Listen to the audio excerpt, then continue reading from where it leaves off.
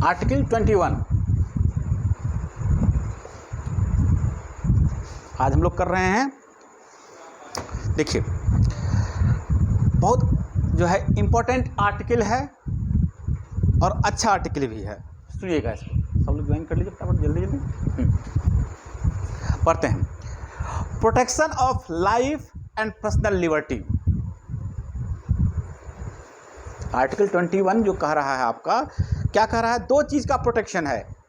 एक तो आपको कह रहा है क्या कि हम प्रोटेक्ट करेंगे आपके लाइफ को। दूसरा क्या कर रहा है, हम आपके पर्सनल लिबर्टी की भी ख्याल रखेंगे, पर्सनल लिबर्टी का भी ध्यान रखेंगे। ठीक है, दो वर्ड इस्तेमाल हुआ है यहां पे।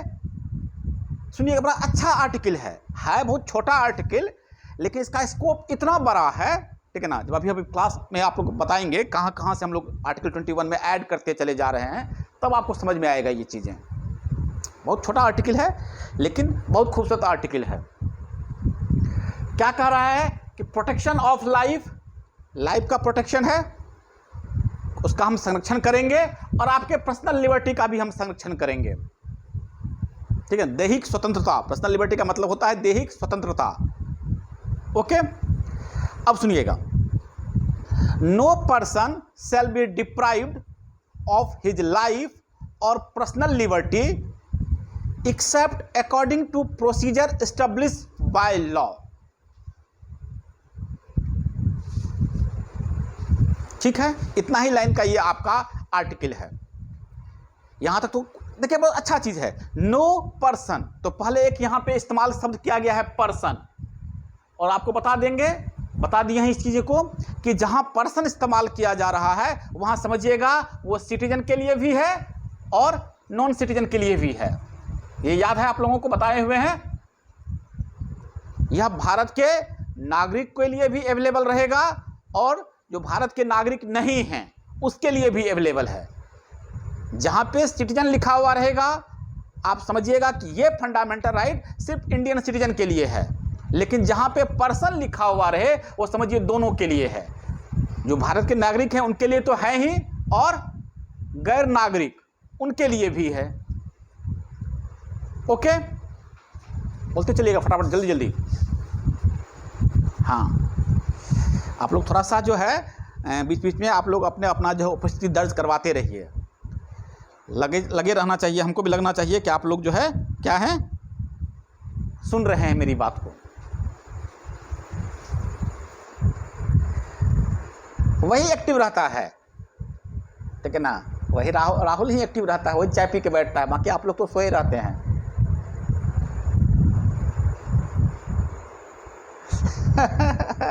नहीं, ठीक है, चलिए। हाँ, तो क्या ध्यान से सुनिएगा, बड़ा अच्छा आर्टिकल है। अब बहुत आसान आर्टिकल है लेकिन इसका स्कोप देखिएगा कितना अच्छा है। और ये जुडिशरी का क्वेश्चन जो बनता है इस पर बहुत खूबसूरत क्वेश्चन बनाता है। इस पर क्या कह रहा है, एक तो ये वर्ड हम स्टेब्लिश कर दिए, आपको पर्सन लिखा हुआ है तो समझ जाइए कि दोनों के लिए है, सिटीजन के लिए भी है और नॉन सिटीजन के लिए भी है। एक उसके बाद लिखा है no person shall be deprived of his life और पर्सनल लिबर्टी, यानी कि हम किसी व्यक्ति को जो है उसके प्राण या दैहिक स्वतंत्रता, ठीक है ना, हम उसको नहीं लेंगे। यहां तक तो ये कह रहा कि नहीं लेंगे, डिप्राइव नहीं किए जाएंगे, except according to procedure establish by law. अब ये हमारे काम का चीज है क्या? तो ये जो कहा है कि सिवाय किसके, तो कहता है कि जो प्रोसीजर एस्टेब्लिश बाय लॉ है, ये शब्द याद रखिएगा, प्रोसीजर एस्टेब्लिश बाय लॉ। इस वर्ड का पूरा एलोबरेशन है। एक तो आपके लाइफ वर्ड जो है इसका एलोबरेशन है, ये समझिए कि लाइफ किसको कहते हैं, और इसके बाद जो ये चीज कह रहे हैं ये प्रोसीजर एस्टेब्लिश, ये जो प्रोसीजर है वो है, और ये लॉ, इसका ये पूरा का पूरा आर्टिकल का करामत है। इसी का पूरा एलोबरेशन है जो हम आपको अलग अलग केस से समझाएंगे। इंडियन कॉन्स्टिट्यूशन में लिखा हुआ है, ध्यान से सुनिएगा। इंडियन कॉन्स्टिट्यूशन अभी जो हम पढ़ रहे थे आर्टिकल 21 में, यहां लिखा हुआ है कि क्या है, प्रोसीजर एस्टेब्लिश बाय लॉ, यहां लिखा हुआ है। यूएसए के जो आप कॉन्स्टिट्यूशन को देखोगे वहां लिखा हुआ है, अमेरिकन कॉन्स्टिट्यूशन में वहां लिखा हुआ है no person shall be deprived of his life, personal liberty and property. वहां पे वर्ड इस्तेमाल किया है, प्रॉपर्टी को भी लिया है। No person shall be deprived of his life, personal liberty and property without the due process of law. अब ध्यान से समझिएगा, वहां क्या लिखा हुआ है, ड्यू प्रोसेस ऑफ लॉ। दोनों में अंतर देखिएगा, ड्यू प्रोसेस ऑफ लॉ, ये दोनों वर्ड पे अंतर मतलब कि देख लिए यहां पे यूएस मतलब कि अमेरिकन कॉन्स्टिट्यूशन में क्या लिखा हुआ है और इंडियन कॉन्स्टिट्यूशन में क्या लिखा हुआ है। ठीक है मनीषा, इंडियन कॉन्स्टिट्यूशन में लिखा हुआ है कि आप ये चीजें डिप्राइव नहीं होगा, क्या नहीं, आप किसी की ले सकते, जान नहीं ले सकते हैं और पर्सनल लिबर्टी नहीं ले सकते हैं, सिवाय प्रोसीजर एस्टेब्लिश बाय लॉ, इसको छोड़ के। और वहां पे यूएसए के अमेरिकन जो कॉन्स्टिट्यूशन है वहां लिखा हुआ है without due process of law. ठीक है, वहां पे ये लिखा हुआ है। अब समझिएगा क्या कह रहा है। एक हमारे पास एक केस है, AK गोपालन versus state of Madras. Case लिख लीजिए आप लोग, बहुत अच्छा केस है, AK गोपालन versus state of Madras.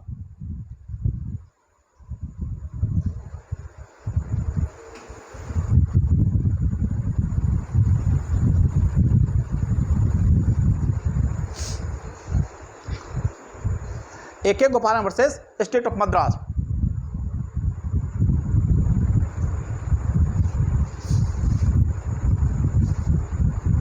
Mute कर लीजिएगा, म्यूट नहीं है मनीषा आपका, म्यूट कर लीजिएगा, आवाज आ रही है कान में मेरे। 1950 का केस है, हम इसको पढ़ते हैं, सुनिएगा। इन दिस केस, आपका आवाज म्यूट नहीं है, म्यूट कर लीजिएगा आवाज को मनीषा।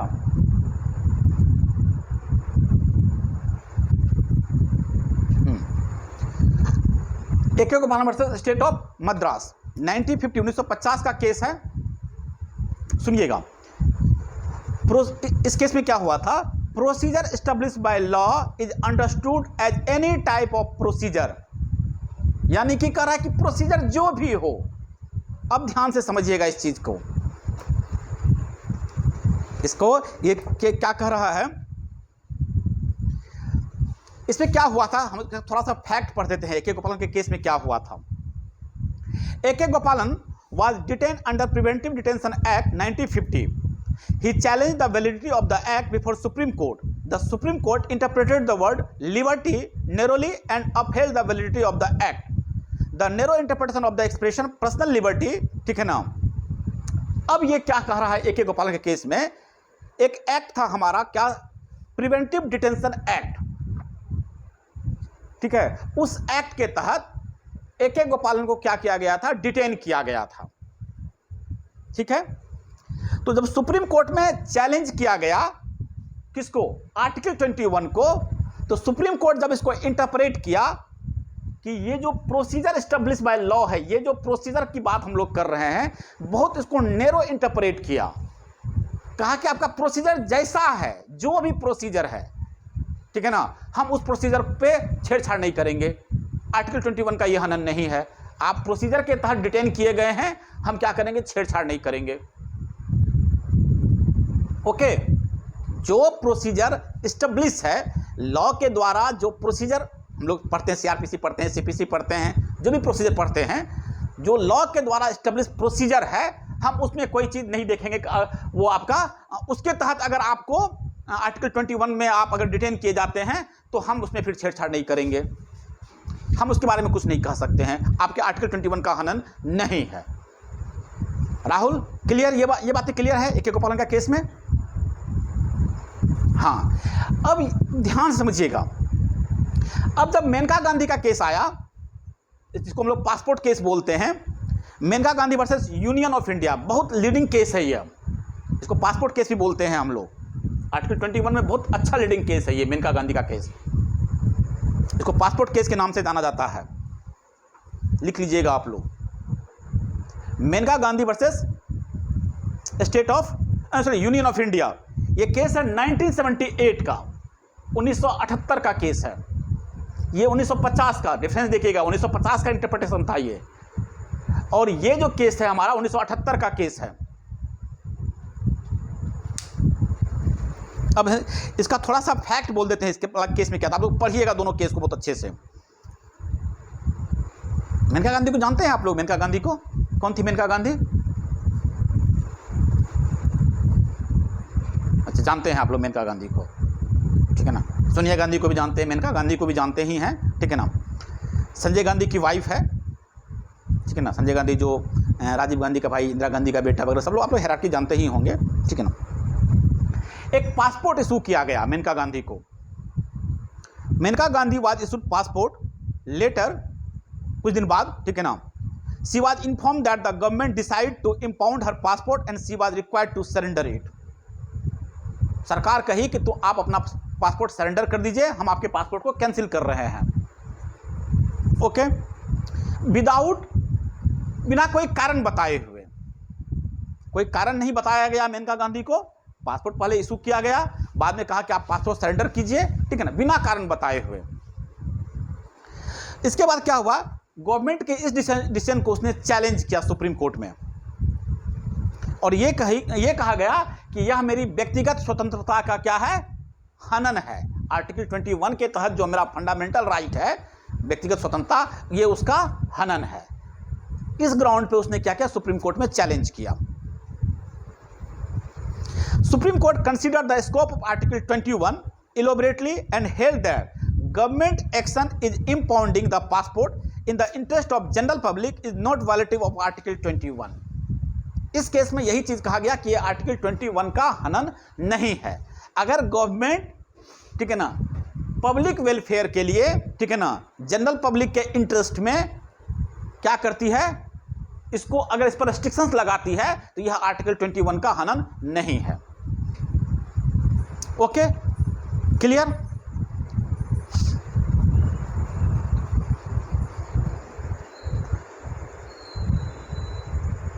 नहीं तो ग्राउंड जब फैक्ट तो यहां छोटा है ना, हमारे पास तो छोटा फैक्ट ना, पढ़िएगा, इसलिए बोले पढ़िएगा, ठीक है ना। सुप्रीम कोर्ट का जजमेंट जो आया कि अगर जनरल पब्लिक के इंटरेस्ट में, अगर लोक हित में, अगर हम किसी के व्यक्तिगत स्वतंत्रता को हम डिटेन करते हैं, व्यक्तिगत स्वतंत्रता को हम अगर वायलेट करते हैं, रोकते हैं, ठीक है ना, हम उसको डिप्राइव करते हैं, तो यह आर्टिकल 21 का हनन नहीं है। इसका तो फिर आगे पढ़ना पड़ेगा ना, सरकार भी तो जवाब लगाई होगी ना। जब नोटिस की हो गई तो सरकार जवाब लगाई, और हम क्यों कैंसिल किए, ठीक है। आप केस पढ़िएगा, हमारे पास तो छोटा सा केस है हमारे पास ना, बाकी कहिएगा तो पूरा केस, बहुत बड़ा केस है मेरे पास। हम तो केस पढ़े, हमको एक अलग से क्लास लेक्चर बनाना पड़ेगा तब, ठीक है ना। हम एक्चुअली ये केस डिस्कस नहीं कर रहे हैं, हम जो केस जो समझाने की कोशिश कर रहे हैं वो वर्ड समझिए। इसमें क्या कहा गया सुनिएगा, बड़ा अच्छा चीज़ है। एक वर्ड है, हम उसको पढ़ते हैं इस केस में, सुनिएगा। ये कह रहा है मेनका गांधी वाले केस में ही, ठीक है ना, personal liberty in article 21 is of widest amplitude and covers variety of rights. The procedure established by law should be just, fair and reasonable. Law means having elements of principle of natural justice. ठीक है ना, ये मेनका गांधी के case का judgement था। इसमें क्या कहा कि इससे पहले एक गोपालन के केस में क्या कहा था, प्रोसीजर जैसा भी है, ठीक है ना, प्रोसीजर जैसा है, उसके तहत अगर आपका आर्टिकल 21 का आप कह रहे हैं कि हनन हो रहा है, तो प्रोसीजर अगर ऐसा है तो हम उसमें फिर कुछ नहीं कर सकते हैं। बहुत वहां पे नैरो सेंस था। हम उस केस को फिर से पढ़ देते हैं, सुनिएगा। एक गोपालन का केस में, personal liberty in article 21 means liberty of physical body and nothing else. Procedure established by law does not mean due process of law. Law means state made law and it does not mean having element of natural justice. वहां पे natural justice है या नहीं है, नहीं मतलब है हमको। जैसा भी लॉ है, लॉ के द्वारा अगर कोई स्टेब्लिश है, स्टेट ने अगर ऐसा कोई लॉ बनाया है, ठीक है ना, प्रोसीजर के लिए कुछ बनाया है, तो फिर हम उसमें छेड़छाड़ नहीं कर सकते हैं। सुप्रीम कोर्ट का इंटरप्रिटेशन है, लॉ जैसा भी स्टेब्लिश करके दे दिया है प्रोसीजर को, अगर उसके तहत आप डिटेन किए जा रहे हैं, तो हम आप में आर्टिकल 21 के तहत जो हम फंडामेंटल राइट आपका एंटरटेन नहीं करेंगे। लेकिन यहां पे सुप्रीम कोर्ट जब इसको मेनका गांधी वाले केस में कहा, मेनका गांधी में जब इसको इंटरप्रेट किया सुप्रीम कोर्ट, तो कहा क्या कि लॉ जो है वो नेचुरल चीज, नेचुरल जस्टिस पर बेस होना चाहिए। आप लोग नेचुरल जस्टिस समझते हैं कि नहीं समझते हैं? नेचुरल जस्टिस क्या होता है? नेचुरल जस्टिस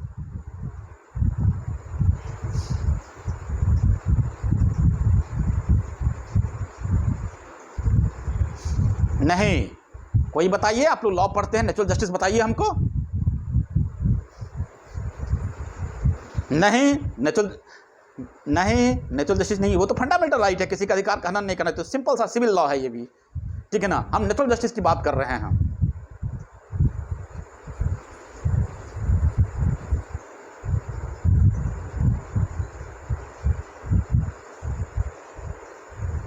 वेरी गुड, हाँ वेरी गुड। पहला जो नेचुरल जस्टिस है, हम लोग प्रोसीजर में भी चीज देखते हैं, हम लोग अभी सीआरपीसी पढ़ा रहे हैं आप लोग को, ठीक है ना। प्रोसीजर में क्या चीजें हैं कि आप दोनों पार्टी को बराबर मौका देंगे सुनने का। पहला नेचुरल जस्टिस आपको यही ना हम लोग बोलते हैं, हाँ या ना। प्रोसीजर में भी ये चीज फॉलो होती है, हाँ आप दोनों पक्षों को सुनेंगे। एक दूसरा जो जज फैसला कर रहा है, जो जस्टिस फैसला कर रहे हैं, उसका कोई पर्सनल इंटरेस्ट नहीं होना चाहिए, वो बायस नहीं हो सकते हैं, समझ रहे हैं। अगर आपका किसी भी तरह का पर्सनल इंटरेस्ट निकल रहा है, सब्जेक्ट मैटर को लेके, मॉनेटरी बेनिफिट को लेके, किसी भी तरह का लेकर अगर निकल रहा है, तो आपको वो चीजें नहीं सुनना है। हम लोग क्या पढ़ते हैं, हम लोग हमारा जूरिस्प्रूडेंस बहुत क्लियर है। हमारा जूरिस्प्रूडेंस कहता है कि सिर्फ न्याय होना ही नहीं चाहिए, न्याय दिखना भी चाहिए, कि न्याय हुआ ये दिखना भी चाहिए। इसका मतलब समझते हैं कि न्याय दिखना चाहिए? बोलिए, कैसे न्याय दिखाओगे? कैसे न्याय दिखाओगे बताओ?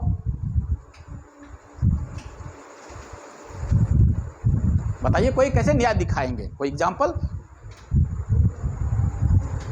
हाँ, तो कैसे नेचुरल जस्टिस कैसे? जैसे हम आपको एक एग्जाम्पल देते हैं, आप लोगों को समझ में आ जाएगा कि न्याय कैसे दिखता है। मान लीजिए आप में से कोई एक आदमी मेरे भाई से झगड़ा कर लेगा, दो लोगों के बीच डिस्प्यूट है, आपके बीच और मेरे भाई के बीच में, ठीक। वह जो मामला है मेरे कोर्ट में आ गया, हम जज हैं कोर्ट के, ठीक है ना, वो कोर्ट मेरे कोर्ट में आ गया। तो अगर मेरा भाई सही है, ठीक है ना, सारा एविडेंस उसके पक्ष में है, वो सही भी है, और हम फैसला उसके पक्ष में कर देते हैं, तो पता है आप क्या बोलिएगा? क्या बोलिएगा आप? या आपके रिलेटिव्स या जो लोग हाँ बोलिए, गलत ढंग से आप तो ये बात बोलिएगा, जो भी सुनेगा कि भाई का मामला देख रहा था, भाई के पक्ष में, वो लोग यही पहले कहेगा कि भाई के पक्ष में फैसला कर दिया, जबकि हम न्याय किए, वो सही था। अगर दूसरा जज भी रहता तो वही काम करता वो, लेकिन यहां पे न्याय तो हुआ लेकिन न्याय दिखा नहीं, समझे? तो नेचुरल जस्टिस में ये चीजें ख्याल रखिएगा कि अगर आपका हाँ हाँ हाँ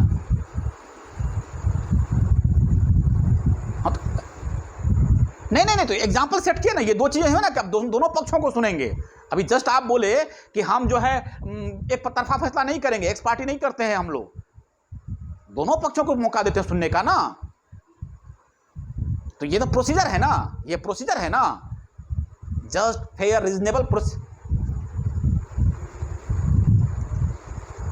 हाँ आप नहीं, हाँ तो हम तो नेचुरल जस्टिस फॉलो किए ना, हम तो उसको बुलाए कि आओ बताओ क्या बात है भाई, बताओ हमको। नेचुरल जस्टिस फॉलो होगा ही होगा। तो एक्चुअली इस केस में जब इंटरप्रिटेशन किया गया मेनका गांधी वाले मामले में, तो यही इंटरप्रिटेशन किया गया कि प्रोसीजर भी नेचुरल जस्टिस पर फॉलो होना चाहिए। यानी कि जो स्टेट लॉ बना दिया, तो ये नहीं कि स्टेट जो लॉ बना दिया वो मान लिया गया। लॉ मेकिंग पावर स्टेट का है, ठीक है, बट वो कॉन्स्टिट्यूशन के दायरे के अंदर होना चाहिए। बात समझ रहे हैं? इससे पहले एक गोपालन के केस में क्या था कि जैसा प्रोसीजर बन गया, हम उसके तहत आर्टिकल 21 को देखते थे। अब करा कि नहीं, वो आपका जो प्रोसीजर है वह भी क्या होना चाहिए, वर्ड क्या कहते हैं उसमें जो वर्ड इस्तेमाल किया अच्छा लिखा है, फेयर होना चाहिए, रीजनेबल होना चाहिए। और लॉ का मतलब यहाँ पे है कि लॉ का जो एलिमेंट्स है वो नेचुरल जस्टिस पर मतलब कि बेस्ड होना चाहिए। समझ रहे हैं इस चीज को? अगर फेयर नहीं है, रीजनेबल नहीं है, ठीक है ना, तो आपका वो लॉ किसी काम का नहीं है। ठीक है, क्लियर? ये दोनों केस है, दोनों केस को पढ़िएगा। बाकी केस बहुत लंबा है, ठीक है ना, इसका एलोब्रेशन बहुत है, हम सिर्फ क्रक्स बता दे रहे हैं इसका, ठीक है ना, क्योंकि आर्टिकल 21 में, आर्टिकल 21 है भी बहुत बड़ा, बोले ना बहुत छोटा सेक्शन आर्टिकल है ये, लेकिन जब इसका एलोब्रेशन है, इतना वाइड एलोब्रेशन है कि सब इसके अंदर आ रहा है। हम लोग पढ़ते हैं राइट टू प्राइवेसी, पढ़ते हैं राइट टू लाइवलीहुड, पढ़ते हैं, सब इसके अंदर आ रहा है। तो अब यहां तक तो कोई दिक्कत नहीं किसी को? क्लियर ये चीजें? हाँ, तो अब आइए, अब एक चीज को आप और बताते हैं, ये जो वर्ड इस्तेमाल किया है लाइफ, ठीक है ना, अब थोड़ा सा चीज बता देते हैं लाइफ के बारे में कि लाइफ क्या, लाइफ किसको कहते हैं। इन जनरल जब हम लोग इसको नैरो इंटरप्रिटेशन करते हैं लाइफ को, तो कहता है कि लाइफ का मतलब होता है हम लोग सांस ले रहे हैं, हम लोग जीवित हैं, यही लाइफ है। नैरो सेंस है ना, नैरो सेंस में हम लोग चल फिर रहे हैं, सांस ले रहे हैं, यानी हम लोग जीवित हैं। सुप्रीम कोर्ट का जब जजमेंट आया, जब लाइफ को इंटरप्रेट किया गया, कहा कि नहीं, हर वो चीज जो ह्यूमन डिग्निटी के वैल्यू को बढ़ाता है वो इंक्लूड होगा लाइफ के अंदर। ठीक है, जो भी ह्यूमन डिग्निटी को क्या कर रहा है, कहता है कि उसको इंक्रीज कर रहा होगा, उसकी डिग्निटी को बढ़ा रहा होगा, जो ह्यूमन डिग्निटी के लिए जरूरी होगा, वो लाइफ है। समझिएगा, बड़ा अच्छा चीज है ये। सांस लेना ही जिंदगी नहीं है। Not live like a dog, कहा जानवर की तरह जीना जो है वो जिंदगी नहीं है, सुप्रीम कोर्ट का जजमेंट है, बल्कि ह्यूमन डिग्निटी के साथ जीना है। आप मानव हैं तो मानव मूल्यों के साथ जिएंगे, मानव डिग्निटी के साथ आप जिएंगे, और उसके लिए जो भी चीज है, उसके लिए जो भी चीज इन्हें हमको वो करना पड़ेगा, वो सब आर्टिकल 21 के अंदर आ रहा है। स्वच्छ इन्वायरमेंट, साफ पानी, प्राइवेसी, एजुकेशन, सब आर्टिकल 21 के अंदर आता है, क्योंकि ये ह्यूमन डिग्निटी को बढ़ाता है। ठीक है, ओके। बहुत सारे हमारे पास लिस्ट भी है, ठीक है ना, हम पढ़ेंगे भी उसको, बाद में बता आपको एलोबरेट भी करेंगे, थोड़ा लंबा चलेगा ये क्लास, ठीक है ना। Right to travel abroad, right to reputation, right to pollution free water and air, ठीक है ना, right to protection against hazardous industries, right to freedom from noise pollution, ठीक है, right to information, right to shelter, right to family pension. अलग अलग judgement में सब चीज आया है। हर वो चीज को हम लोग जो ह्यूमन डिग्निटी से कहीं ना कहीं करता है, हम लोग आर्टिकल 21 के अंदर डाल देते हैं। ओके, तो ये हमारा राइट टू लाइफ के अंदर आ रहा है। दो चीजों पर बहस हो रही है इसमें राइट टू लाइफ के अंदर। एक तो लाइफ जो हम बोले, एक केस है, आप लोग केस लिखिए जरा, बड़ा अच्छा केस है, लिखिए जरा एक केस लिखिए, स्पेलिंग लिख लीजिएगा, FRANCIS,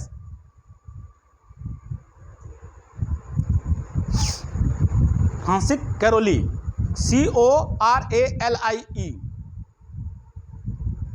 फिर से स्पेलिंग बोलते हैं, सुन लीजिएगा, FRANCIS versus union territory of Delhi. Francis Caroli, CORALIE versus union territory of Delhi. 1981 का केस है, 1981 का केस है यह।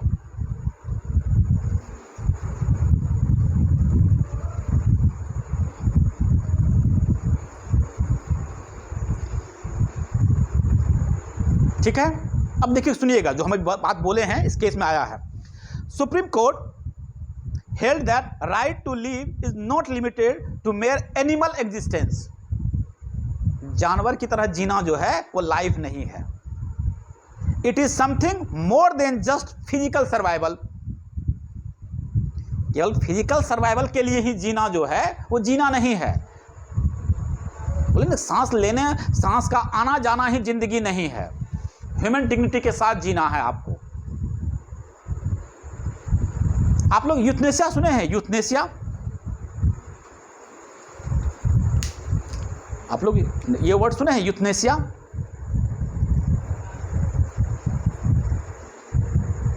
अच्छा, यूथनेसिया नहीं सुने हैं आप लोग. आप लोग ये सुने हैं, एक मूवी थी गुजारिश शायद नाम था, जिसमें कि ये था, कौन सा हीरो, ऋतिक रोशन था, ऐश्वर्या राय थी, जिसमें कि वो जादूगर रहता है, विकलांग रहता, वो पूरा फिजिकली, वो गुजारिश मूवी थी, आई थिंक सो.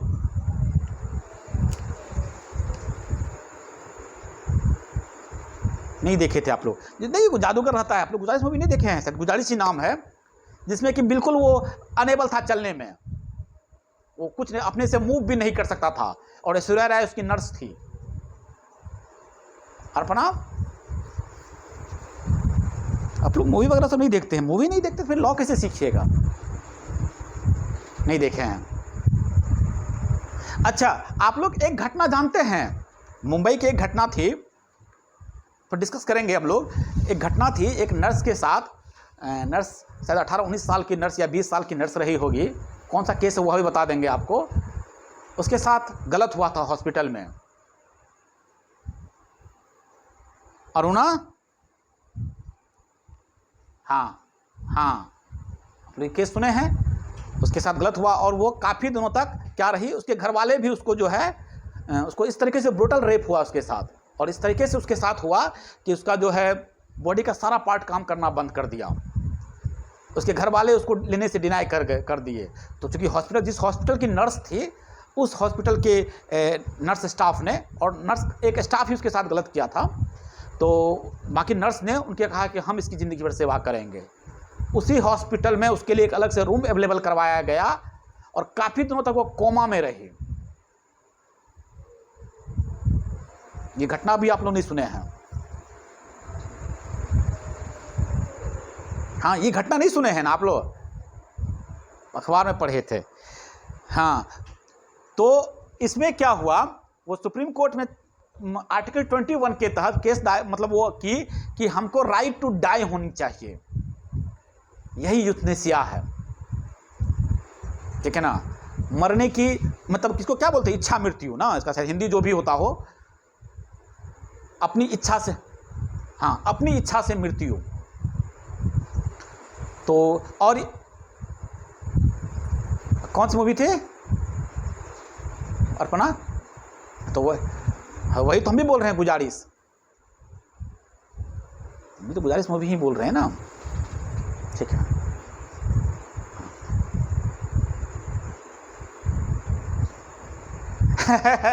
हाँ, जो देखे वही तो बोल रहे हैं, गुजारिश ही बोल रहे हैं. मूवी हमने भी नहीं देखा है, बट हम मूवी का क्लिप वगैरह सब देखे हैं, चूँकि इस केस को लेकर. और उसके बाद यूथनेसिया पर डिबेट होने लग गया, किस किस कंट्री में यूथनेसिया है, यानी कि आपको इच्छा मृत्यु का अधिकार है under article 21, right to life. जब इस बात पर डिबेट होने लग गया, क्या जीने का अधिकार जो है वो इंक्लूड करता है मरने के अधिकार को, ठीक है? तो इसमें होता क्या है जनरली, जैसे कि कोई इस तरह के पेशेंट या कुछ इस तरह के लोग जो कि सर्वाइवल हैं किसी क्या कहते हैं, मेडिकल उपकरण पे, तो वो लोग क्या करते हैं, गवर्नमेंट को लेटर लिखते हैं यूथनेसिया के लिए, और जहाँ पे ये चीज़ें परमिसिबल है वहाँ क्या करता है, उस लाइफ सपोर्ट को हटा दिया जाता है. तो बहुत कंट्री में यूथनेसिया पर अलग अलग है. बहुत जगह ऐसा है कि मान लीजिए आप ऑक्सीजन पाइप पर जिंदा है तो ऑक्सीजन को हटा देगा. बहुत जगह ऐसा है कि आपको इंजेक्शन दे दिया जाएगा मरने वाला, आप मर जाइए, ठीक है ना? तो जब ये इंडिया में ये मामला उठा, यूथनेसिया वाला मामला आर्टिकल 21 के तहत, ठीक है ना, तो इस पर सुप्रीम कोर्ट का बहुत अच्छा इंटरप्रिटेशन है, जो हम आगे नेक्स्ट क्लास में बताएंगे आप लोगों को. राइट टू प्राइवेसी पे बात करेंगे हम लोग, राइट टू लाइवलीहुड पर केस के बारे में बात करेंगे. फिलहाल हम लोग खारिज कर दिया, सुप्रीम कोर्ट मना कर दिया इसको, कहा कि राइट टू डाई जो है वो इंक्लूड नहीं है राइट टू लाइफ में, ठीक है ना। तो ये केस क्या था, कैसे था, हम लोग आगे नेक्स्ट क्लास में डिस्कस करेंगे इसको, ठीक है ना। ओके, और इसके अंदर क्या क्या इंक्लूड, हाँ, तब तक आप लोग गुजारिश मूवी देखिएगा, ये गुजारिश है आप लोगों से। ओके, बाकी इसमें और एलोबरेट करेंगे, एक गोपाल का केस भी है, ये सब केस है, सब सारा एलोबरेट करेंगे, प्रोसीजर एस्टेब्लिश बाय लॉ क्या होता है, ड्यू प्रोसेस ऑफ लॉ क्या होता है, ये सब भी करेंगे। थोड़ा सा ये अभी आप लोग फिलहाल इसको आप लोग रीड कीजिएगा, कुछ कुछ केस को पढ़िएगा आप लोग।